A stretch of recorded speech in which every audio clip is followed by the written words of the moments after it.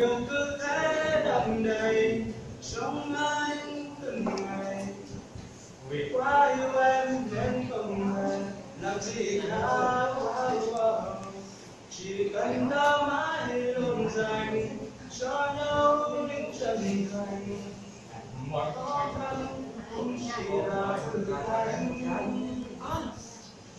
Vì trái tim ta luôn luôn không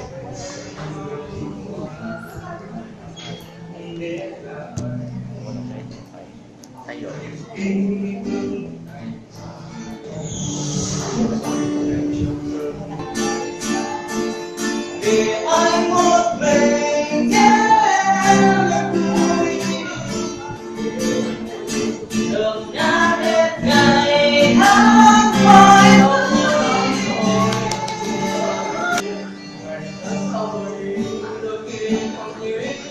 trong ta bao nhiêu năm nữa tôi đã không ngày ngủ đã có ngày con người đã cùng nhau cho nhau đã một hơn đã cùng tay nơi thương mãi không rời muốn xem em cười yêu là người em. Round and around and around and around we go. Nhẹ nhàng không nhẹ nhàng hơn, nhẹ nhàng không là dòng sông, còn là cánh đồng ở giữa trời không như là từng lúc xưa bao hồi. Tomorrow, tomorrow, I love you. Tomorrow, you always a day away. Tomorrow, tomorrow.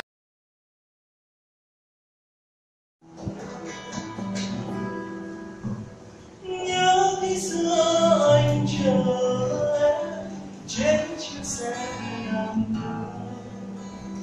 áo ướt đẫm mồ hôi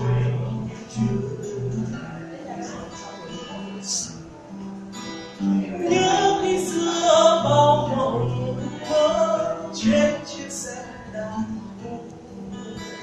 dưới cơn mưa cùng nhau dắt qua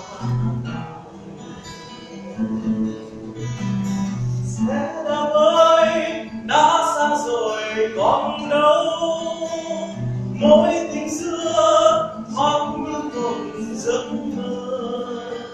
Xe đạp ơi nhưng vất vả ngàn nơi đi trong lòng tôi nhớ thương hoài chẳng nguôi quay đều quay đều quay đều mối tình ngày xưa yêu dấu quay đều quay đều quay đều nhớ hoài những vòng xe quay đều quay đều quay đều mối tình nghèo hơn xưa má quay đều quay đều quay đều nhớ hoài những vòng xe